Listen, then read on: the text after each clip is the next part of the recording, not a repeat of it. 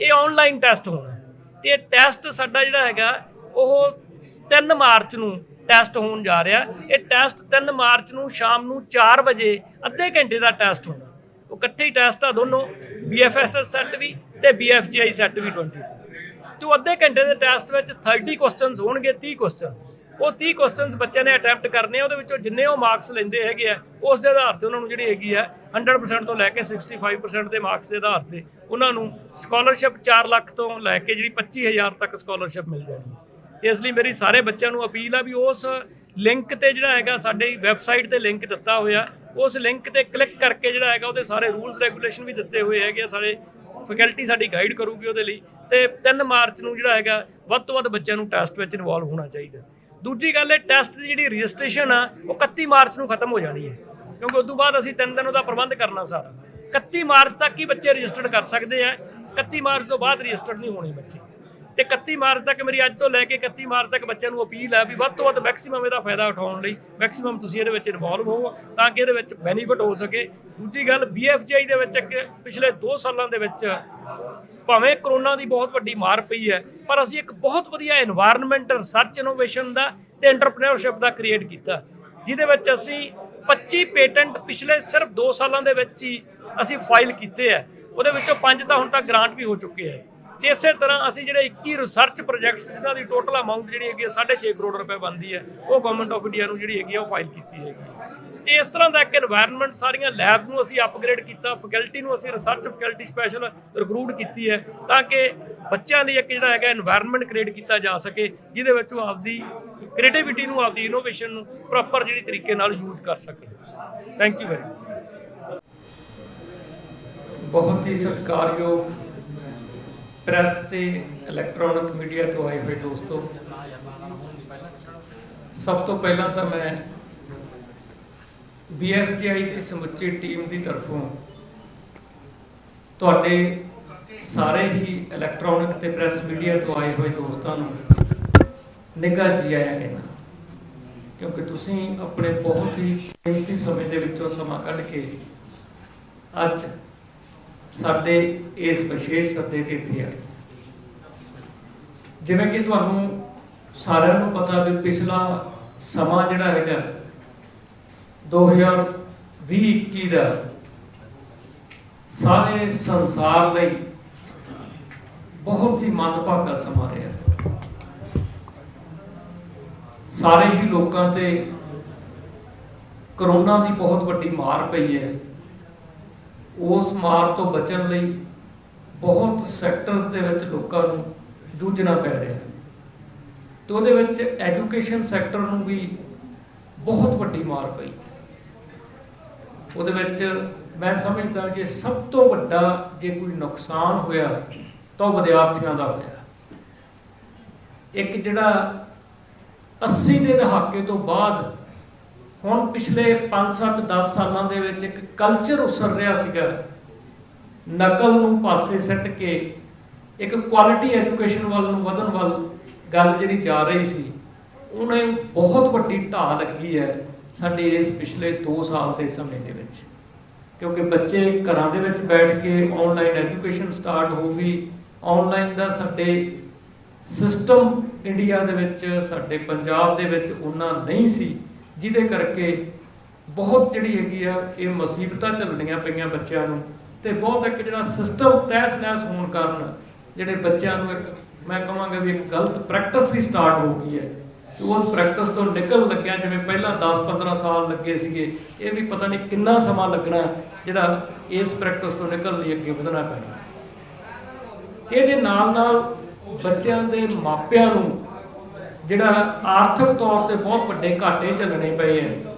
तो बहुत वड्डे रूप च मैं देखिया एजुकेशनल इंस्टीट्यूशनस दे विचों बच्चे सिर्फ ये नहीं भी पहले साल दे विच दाखला लैण तो वांझे रह गए, सगों जिहड़े बच्चे पढ़ रहे सीगे उन्होंने भी इन्हां पिछले 2 सालों के विच तकरीबन पढ़ाई छड्डती। बच्चों ने गैप जिहड़ा हैगा वो डिकलेयर हो गया उन्हों का भी उन्होंने जदों वो आर्थिक तौर पर इन्ने वीक सीगे उन्होंने पेरेंट्स, तो उन्होंने बच्चों को किसी को 1 साल, किसी को 6 महीने, किसी को 2 साल जिहड़ा हैगा वो पढ़ाई तो वांझा रहना पै रहा सी। असीं BFGI ਨੇ ਆਪਦੇ ਤੌਰ ਤੇ ਬਹੁਤ ਵੱਡੇ ਰੂਪ ਦੇ ਵਿੱਚ ਜਿਵੇਂ ਸਪੈਸ਼ਲ ਕਰੋਨਾ ਲਈ ਅਸੀਂ ਜਿਹੜੀਆਂ ਸਕਾਲਰਸ਼ਿਪਸ ਸਟਾਰਟ ਕੀਤੀਆਂ ਸੀ ਤੇ ਬੱਚਿਆਂ ਨੂੰ ਸਪੋਰਟ ਕਰਨ ਦੀ ਬਹੁਤ ਕੋਸ਼ਿਸ਼ ਕੀਤੀ, ਭਾਵੇਂ ਉਹ ਐਂਟਰੀ ਪੁਆਇੰਟ ਤੇ ਹੋਵੇ, ਭਾਵੇਂ ਸਾਡੇ ਪੜ੍ਹ ਰਹੇ ਬੱਚੇ ਸੀਗੇ, ਸਾਰਿਆਂ ਨੂੰ ਅਸੀਂ ਜਿੰਨੀ ਆਪਦੀ ਵਿੱਤ ਮੁਤਾਬਕ ਵਿੱਤ ਤੋਂ ਬਾਹਰ ਹੋ ਕੇ ਅਸੀਂ ਕੋਸ਼ਿਸ਼ ਕੀਤੀ ਵੀ ਬੱਚਿਆਂ ਨੂੰ ਵੱਧ ਤੋਂ ਵੱਧ ਜਿਹੜੀ ਹੈਗੀ ਇਹ ਐਫਰਟਸ ਕਰਕੇ ਉਹਨਾਂ ਨੂੰ ਸਹਾਰਾ ਦਿੱਤਾ ਜਾ ਸਕੇ। ਪਰ ਅਜੇ ਵੀ ਜਿਹੜਾ ਹੈਗਾ ਮੈਂ ਦੇਖਿਆ ਵੀ ਸਮਾਜ ਸਾਡੇ ਇਸ ਆਰਥਿਕ ਸੰਕਟ ਦੇ ਵਿੱਚੋਂ, ਇਸ ਮਾਰ ਦੇ ਵਿੱਚੋਂ ਨਿਕਲ ਨਹੀਂ ਰਿਹਾ ਸੀ, ਤੇ ਇਸੇ ਕਰਕੇ ਅਸੀਂ ਇਸ ਚੀਜ਼ ਨੂੰ ਕਵਰ ਕਰਨ ਲਈ ਅਸੀਂ ਇੱਕ ਬਹੁਤ ਵੱਡੇ ਰੂਪ ਦੇ ਵਿੱਚ ਇੱਕ ਸਕੀਮ ਜਿਹੜੀ ਬਹੁਤ ਸੋਚ ਵਿਚਾਰ ਤੋਂ ਬਾਅਦ, ਬਹੁਤ ਥਾਟ ਪ੍ਰੋਸੈਸ ਤੋਂ ਬਾਅਦ ਅਸੀਂ ਇੱਕ ਜਿਹੜੀ ਸਕੀਮ ਉਹ ਬੱਚਿਆਂ ਲਈ ਸਟਾਰਟ ਕੀਤੀ ਵੀ ਜਿਹਦੇ ਨਾਲ ਕਿਸੇ ਵੀ ਖੇਤੀ, ਕਿਉਂਕਿ ਆਮ ਤੌਰ ਤੇ ਪਹਿਲਾਂ ਸਾਡੇ ਇਹ ਹੁੰਦਾ ਸੀਗਾ ਵੀ ਜਿਹੜੇ ਬੱਚੇ ਮਤਲਬ ਕਿ ਆਰਥਿਕ ਤੌਰ ਤੇ ਕਮਜ਼ੋਰ ਆ ਉਹਨਾਂ ਬੱਚਿਆਂ ਲਈ ਸਕੀਮ ਹੁੰਦੀ ਸੀ, ਜਾਂ ਜਿਵੇਂ ਕਰੋਨਾ ਲਈ ਸਕੀਮ ਆ, ਜਾਂ ਸਪੋਰਟਸ ਵਾਲੇ ਬੱਚਿਆਂ ਲਈ ਸਕੀਮ ਆ, ਜਾਂ ਮੈਰੀਟੋਰੀਅਸ ਬੱਚਿਆਂ ਲਈ ਸਕੀਮ ਆ। ਪਰ ਹੁਣ ਅਸੀਂ ਹਰ ਵਰਗ ਦੇ ਬੱਚੇ ਲਈ, ਬੱਚਾ ਜਿੱਥੇ ਵੀ ਬੈਠਾ, ਈਵਨ ਕਿ ਥਰੂ ਆਊਟ ਇੰਡੀਆ ਜਾਂ ਇੰਡੀਆ ਤੋਂ ਬਾਹਰ ਵੀ, ਹਰ ਵਰਗ ਦੇ ਬੱਚੇ ਲਈ ਉਹਦਾ ਬੈਨੀਫਿਟ ਲੈ ਸਕੇ ਉਹ, ਕਿਉਂਕਿ ਸਾਡੇ 2 ਸਾਲਾਂ ਦੇ ਵਿੱਚ ਆਨਲਾਈਨ ਸਿਸਟਮ ਕਾਫੀ ਡਿਵੈਲਪ ਹੋਇਆ ਤੇ ਅਸੀਂ BFGI ਦੇ ਵਿੱਚ ਵੀ ਬਹੁਤ ਵਧੀਆ ਤਰੀਕੇ ਨਾਲ ਡਿਵੈਲਪ ਕੀਤਾ। ਉਹਦੇ ਰਾਹੀਂ ਅਸੀਂ ਕੋਸ਼ਿਸ਼ ਕਰ ਰਹੇ ਹਾਂ ਕਿ ਹਰ ਬੱਚਾ ਜਿੱਥੇ ਵੀ ਬੈਠਾ ਹੈਗਾ ਉਸ ਨੂੰ ਸਾਡੇ ਇਸ ਸਕੀਮ ਦਾ ਬੈਨੀਫਿਟ ਲੈ ਕੇ ਉਹ ਆਪਦੀ ਪੜ੍ਹਾਈ ਤੋਂ ਵਾਂਝਾ ਨਾ ਰਹੇ, ਉਹਦਾ ਬੈਨੀਫਿਟ ਲੈ ਕੇ ਉਹ ਬੇਸ਼ੱਕ ਜੇ ਉਹ ਬਿਲਕੁਲ ਵੀ ਪੜ੍ਹ ਨਹੀਂ ਸਕਦਾ, ਮਤਲਬ ਕਿ ਕੋਈ ਆਰਥਿਕ ਤੌਰ ਤੇ ਇੰਨਾ ਉਹਦਾ ਕਮਜ਼ੋਰ ਹੋ ਗਿਆ ਇਮੀਡੀਏਟਲੀ, ਪਰ ਬੱਚਾ ਬਹੁਤ ਵਧੀਆ ਹੈ ਤੇ ਉਹ ਇਸ ਟੈਸਟ ਦਾ ਫਾਇਦਾ ਲੈ ਕੇ ਉਹ ਵੀ ਜਿਹੜਾ ਹੈਗਾ ਆਪਦੀ ਪੜ੍ਹਾਈ ਨੂੰ ਕੰਟੀਨਿਊ ਕਰ ਸਕੇ। ਇਸ ਲਈ ਅਸੀਂ ਤੁਹਾਡੇ ਸਨਮੁਖ, ਜਿੱਦਾਂ ਕਿ ਪਹਿਲਾਂ BD ਸ਼ਰਮਾ ਜੀ ਨੇ ਗੱਲ ਕਹੀ ਹੈ, ਤੁਸੀਂ ਹਮੇਸ਼ਾ ਸਾਨੂੰ ਐਪਰੀਸ਼ੀਏਟ ਕੀਤਾ, ਤੁਸੀਂ ਸਾਨੂੰ ਸਹਿਯੋਗ ਦਿੱਤਾ, ਬਹੁਤ ਵੱਡੇ ਰੂਪ ਦੇ ਵਿੱਚ ਤੁਸੀਂ ਸਾਨੂੰ ਸਹਿਯੋਗ ਦੇ ਕੇ ਅੱਗੇ ਸਮਾਜ ਤੱਕ ਇਹ ਗੱਲ ਪਹੁੰਚਾਈ ਹੈ ਜੋ ਵੀ BFGI ਦੀ ਕਦੇ ਕੋਈ ਸਕੀਮ ਹੁੰਦੀ ਹੈ। ਉਸ ਦੇ ਲਈ ਅਸੀਂ ਤੁਹਾਡੇ ਨਾਲ ਜਿਹੜਾ ਹੈਗਾ ਇਹ ਸਕੀਮ ਲੈ ਕੇ ਆਏ ਹੈਗੇ ਆ ਵੀ ਜਿਹੜੀ ਬੱਚਿਆਂ ਤੱਕ ਵੱਧ ਤੋਂ ਵੱਧ, ਪੈਰੈਂਟਸ ਤੱਕ ਵੱਧ ਤੋਂ ਵੱਧ ਪਹੁੰਚ ਸਕੇ ਤਾਂ ਕਿ ਕੋਈ ਬੱਚਾ ਇਸ ਸਕੀਮ ਤੋਂ ਵਾਂਝਾ ਨਾ ਰਹਿ ਜਾਵੇ। ਉਹ ਸਕੀਮ ਇਹ ਹੈ ਵੀ ਅਸੀਂ ਟੈਸਟ ਕਰਵਾਉਣ ਜਾ ਰਹੇ ਹਾਂ ਜਿਹੜੀ ਹੈਗੀ ਆ ਸਕਾਲਰਸ਼ਿਪ ਐਲੀਜੀਬਿਲਟੀ ਟੈਸਟ, ਜਿਹਦਾ ਨਾਂ ਅਸੀਂ BFGI ਸੈਟ, ਤੇ ਈਵਨ ਕਿ ਇਸੇ ਤਰ੍ਹਾਂ ਜਿਹੜੇ ਸਾਡਾ ਸਕੂਲ ਦੇ ਵਿੱਚ +1 +2 ਦੇ ਬੱਚੇ ਜਿਨ੍ਹਾਂ ਨੇ ਦਾਖਲਾ ਲੈਣਾ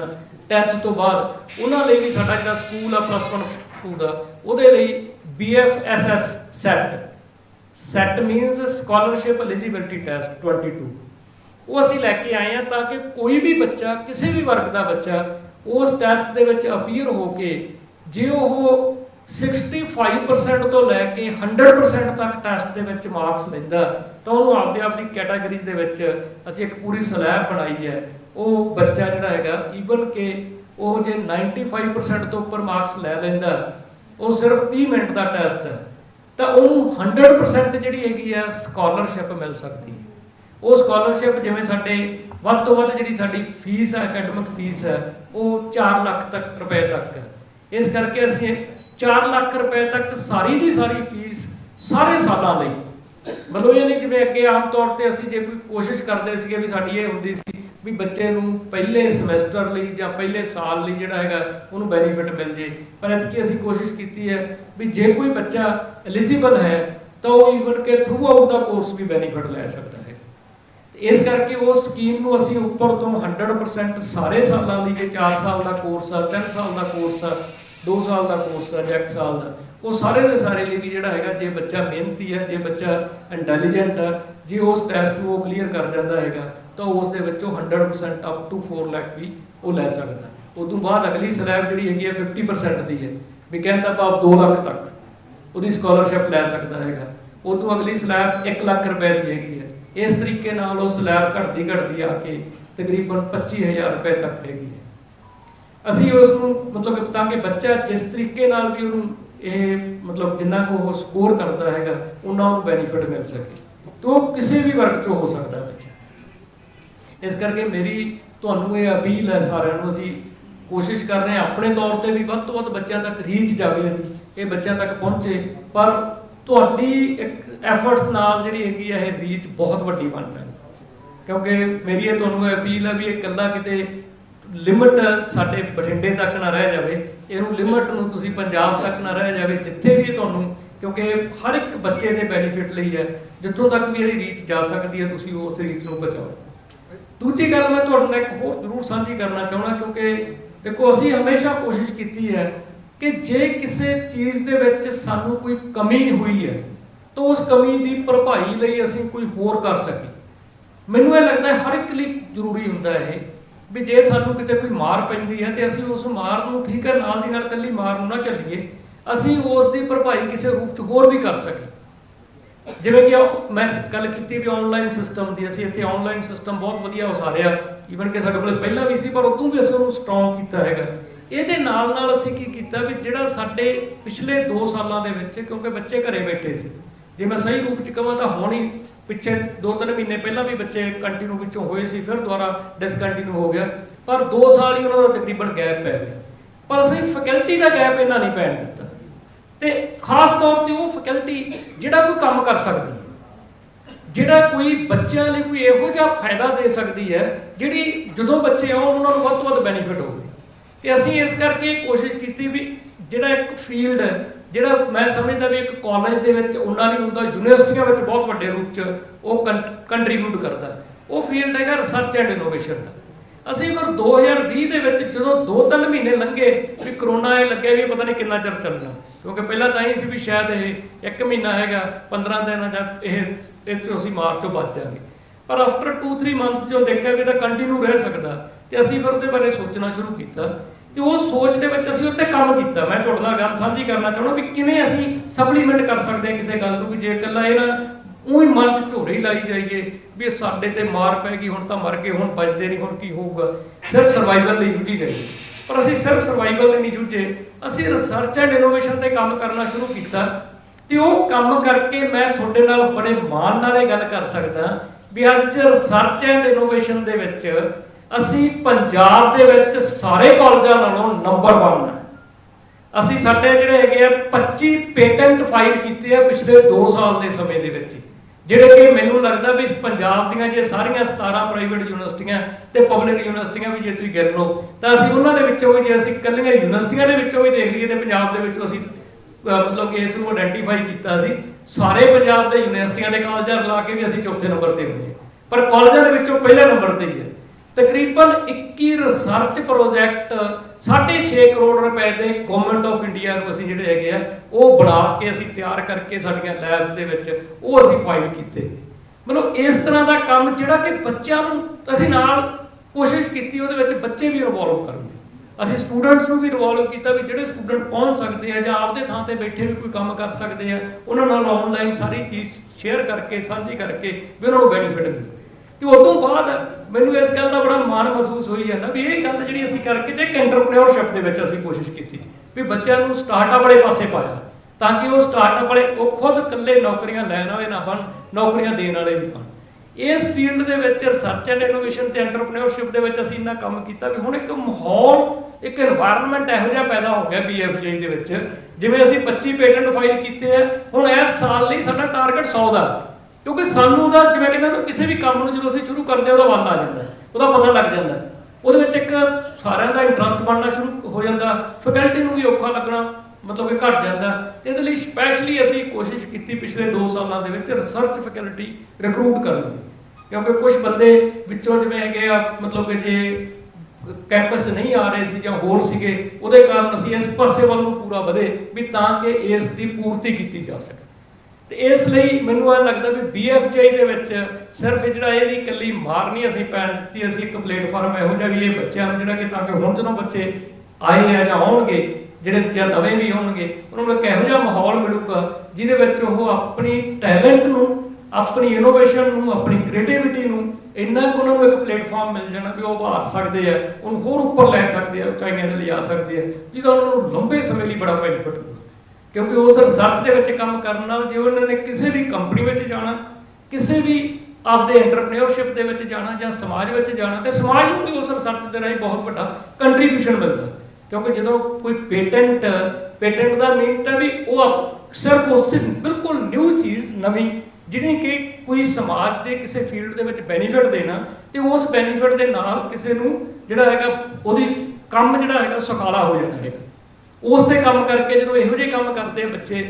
ਫੈਕਲਟੀ ਇਹੋ ਜਿਹਾ ਕੰਮ ਕਰਦੀ ਹੈ ਇਨੋਵੇਟਿਵ, ਤਾਂ ਉਹਦਾ ਬਹੁਤ ਵੱਡਾ ਫਾਇਦਾ ਸਮਾਜ ਨੂੰ ਵੀ ਹੁੰਦਾ ਹੈ। ਕਿਉਂਕਿ ਅਸੀਂ ਹਮੇਸ਼ਾ ਕੱਲੇ ਆਪਦੇ ਸਟੂਡੈਂਟ ਨੂੰ ਨਹੀਂ, ਹਮੇਸ਼ਾ ਇਹ ਕੋਸ਼ਿਸ਼ ਕੀਤੀ ਵੀ ਸਮਾਜ ਨੂੰ ਵੀ ਬੈਨੀਫਿਟ ਹੋਵੇ। ਜਿਵੇਂ ਤੁਹਾਨੂੰ ਸਾਰਿਆਂ ਨੂੰ ਪਤਾ ਹੋਣਾ ਵੀ ਸਾਡੇ 2010 ਦੇ ਵਿੱਚ ਸਾਡਾ ਤਕਰੀਬਨ ਪਹਿਲਾ ਜਿਹੜਾ ਅਸੀਂ ਹਾਇਰ ਐਜੂਕੇਸ਼ਨ ਦਾ ਸਟਾਰਟ ਕੀਤਾ ਸੀ, ਬੈਚ ਪਾਸ ਹੋਣਾ ਸੀਗਾ ਸਾਡਾ, ਅਸੀਂ ਉਦੋਂ ਹੀ ਕੋਸ਼ਿਸ਼ ਕੀਤੀ ਸੀ ਵੀ ਇੱਥੇ ਪਲੇਸਮੈਂਟ ਦੀ ਬਹੁਤ ਘਾਟ ਹੈ ਸਾਡੇ ਏਰੀਆ ਦੇ ਵਿੱਚ, ਕੰਪਨੀਆਂ ਨਹੀਂ ਆਉਂਦੀਆਂ, ਤੇ ਅਸੀਂ ਪਹਿਲਾਂ ਉਦੋਂ ਹੀ ਸਾਲ 2000 ਡੈਡੀਕੇਟ ਕੀਤਾ ਸੀ ਪਲੇਸਮੈਂਟ ਨੂੰ। ਤੇ ਮੈਨੂੰ ਲੱਗਦਾ ਵੀ ਅਸੀਂ ਇਕੱਲੇ BFCI ਦੇ ਸਟੂਡੈਂਟਸ ਲਈ ਨਹੀਂ, ਸਾਰੇ ਇਲਾਕੇ ਦੇ ਮਾਲਵਾ ਰੀਜਨ ਦੇ ਸਟੂਡੈਂਟਸ ਨੂੰ ਕਿਹਾ ਵੀ ਆਓ ਤੁਸੀਂ ਫ੍ਰੀ ਆਫ ਕਾਸਟ ਬੈਨੀਫਿਟਸ ਲਓ ਇਸ ਗੱਲ ਦਾ ਜਿਹੜੀਆਂ ਕੰਪਨੀਆਂ ਆ ਰਹੀਆਂ ਹੈਗੀਆਂ। ਤੇ ਉਸ ਤੋਂ ਬਾਅਦ ਲਗਾਤਾਰ ਉਹ ਪ੍ਰੋਸੈਸ ਜਾਰੀ ਹੈ। ਅਸੀਂ ਜਿਹੜੇ ਹੈਗੇ ਉਸ ਲਈ ਜੌਬ ਫੇਅਰਸ ਵਗੈਰਾ, ਜੌਬ ਜਿਹੜੀਆਂ ਹੈਗੀਆਂ ਈਵੈਂਟਸ ਵਗੈਰਾ ਉਹ ਆਰਗੇਨਾਈਜ਼ ਕਰਦੇ ਰਹਿੰਦੇ ਲਗਾਤਾਰ ਉਹ ਕੰਮ ਨੂੰ ਸ਼ੁਰੂ ਕਰਨ ਤੋਂ ਬਾਅਦ। ਇਸ ਤਰ੍ਹਾਂ ਦੀਆਂ ਜਿਹੜੀਆਂ ਐਫਰਟਸ ਦੇ ਨਾਲ ਬੱਚਿਆਂ ਨੂੰ, ਸਮਾਜ ਨੂੰ ਬਹੁਤ ਵੱਡਾ ਬੈਨੀਫਿਟ ਹੁੰਦਾ। ਤੇ ਇਸ ਲਈ ਮੇਰੀ ਤੁਹਾਨੂੰ ਸਾਰਿਆਂ ਨੂੰ ਇਹ ਰਿਕੁਐਸਟ ਹੈ ਕਿ ਇਸ ਤਰ੍ਹਾਂ ਦੇ এনवायरमेंट ਦੇ ਵਿੱਚ, ਕਿਉਂਕਿ ਜੇ ਆਪਾਂ ਦੇਖੀਏ ਰਿਜ਼ਲਟਸ ਦੇ ਵਿੱਚ, ਸਪੋਰਟਸ ਦੇ ਵਿੱਚ, ਕਲਚਰਲ ਦੇ ਵਿੱਚ, ਇਹਦੇ ਵਿੱਚ ਤਾਂ BFCI ਦੇ ਸਟੂਡੈਂਟਸ ਪਹਿਲਾਂ ਹੀ ਬਹੁਤ ਮਤਲਬ ਕਿ ਮੋਹਰੀ ਹੁੰਦੇ ਸੀ ਹਰ ਫੀਲਡ ਦੇ ਵਿੱਚ, ਪਰ ਹੁਣ ਰਿਸਰਚ ਦੇ ਵਿੱਚ ਵੀ ਜਿਹੜਾ ਹੈਗਾ, ਐਂਟਰਪ੍ਰੀਨਿਓਰਸ਼ਿਪ ਦੇ ਵਿੱਚ ਵੀ ਕੱਲਾ ਮਾਲਵਾ ਰੀਜਨਸ ਦਾ ਮੋਹਰੀ ਹੈਗੇ, ਪੰਜਾਬ 'ਚ ਵੀ ਜਿਹੜੇ ਹੈਗੇ ਮੋਹਰੀ ਹੋਣੀ ਸ਼ੁਰੂ ਹੋ ਗਈ ਹੈ, ਫੈਕਲਟੀ ਵੀ ਤੇ ਸਟੂਡੈਂਟਸ ਵੀ। ਤੇ ਇਹਦਾ ਬੈਨੀਫਿਟ ਬਹੁਤ ਵੱਡੇ ਰੂਪ 'ਚ, ਨਾਲੇ ਤਾਂ ਉਹਨਾਂ ਨੂੰ ਸਕਾਲਰਸ਼ਿਪ ਮਿਲਣੀ ਹੈ ਬੱਚਿਆਂ ਨੂੰ ਵੀ ਉਹ ਫ੍ਰੀ ਆਫ ਕਾਸਟ ਵੀ ਪੜ੍ਹ ਸਕਦੇ ਆ, ਉਹ ਮਤਲਬ ਕਿ ਕੁਝ ਪੈਸਾ ਖਰਚ ਕਰਕੇ ਪੜ੍ਹ ਸਕਦੇ ਆ, ਜਿੰਨਾ ਮਤਲਬ ਕਿ ਉਹਨਾਂ ਨੇ ਸਕੋਰ ਕੀਤਾ ਉਨੇ ਪੈਸੇ ਉਹਨਾਂ ਨੂੰ ਜਿਹੜੇ ਹੈਗੀ ਸਕਾਲਰਸ਼ਿਪ ਮਿਲ ਜਾਣੀ ਹੈਗੀ ਹੈ। ਇਸ ਤੇ ਨਾਲੇ ਉਹਨਾਂ ਨੂੰ ਇੱਕ এনवायरमेंट ਬਹੁਤ ਵਧੀਆ ਮਿਲਣਾ ਜਿੱਥੇ ਉਹਨਾਂ ਦੇ ਟੈਲੈਂਟ ਨੂੰ ਨਿਖਰਨ ਦਾ ਮੌਕਾ ਮਿਲਣਾ ਉਹਨਾਂ ਨੂੰ ਜਿਹੜਾ ਹੈਗਾ, ਕਿਉਂਕਿ ਅਪਰਚੁਨਿਟੀਜ਼ ਦੇ ਨਾਲ, ਮੌਕਿਆਂ ਦੇ ਨਾਲ ਹੀ ਸਾਨੂੰ ਜਿਹੜਾ ਹੈਗਾ ਸਾਡਾ ਟੈਲੈਂਟ ਉੱਭਰ ਕੇ ਸਾਹਮਣੇ ਆਉਂਦਾ। ਜੇ ਇੱਕ ਇਹੋ ਜਿਹਾ এনवायरमेंट ਹੀ ਨਾ ਹੋਵੇ, ਜੇ ਇਹੋ ਜਿਹਾ ਪਲੇਟਫਾਰਮ ਹੀ ਨਾ ਹੋਵੇ, ਇਹੋ ਜਿਹੀਆਂ ਅਪਰਚੁਨਿਟੀਜ਼ ਹੀ ਨਾ ਹੋਣ, ਤਾਂ ਫਿਰ ਬੱਚਿਆਂ ਨੂੰ ਅੱਗੇ ਵਧਣ ਦਾ ਮੌਕਾ ਨਹੀਂ ਮਿਲਦਾ, ਉਹਨਾਂ ਦਾ ਟੈਲੈਂਟ ਸੀਮਤ ਰਹਿ ਜਾਂਦਾ ਹੈ। ਤੇ ਇਹੋ ਜਿਹੇ এনवायरमेंट ਦੇ ਵਿੱਚ ਇਸ ਤਰ੍ਹਾਂ ਦੇ ਸਕਾਲਰਸ਼ਿਪ ਨੂੰ ਸਾਡਾ ਸਾਰਿਆਂ ਦਾ ਇਹ ਫਰਜ਼ ਬਣਦਾ ਕਿ ਅਸੀਂ ਵੱਧ ਤੋਂ ਵੱਧ ਬੱਚਿਆਂ ਤੱਕ, ਸਮਾਜ ਤੱਕ ਲੈ ਕੇ ਜਾਈਏ ਤਾਂ ਕਿ ਉਹਨਾਂ ਨੂੰ ਵੱਧ ਤੋਂ ਵੱਧ ਬੈਨੀਫਿਟ ਹੋ ਸਕੇ। Thank you very much.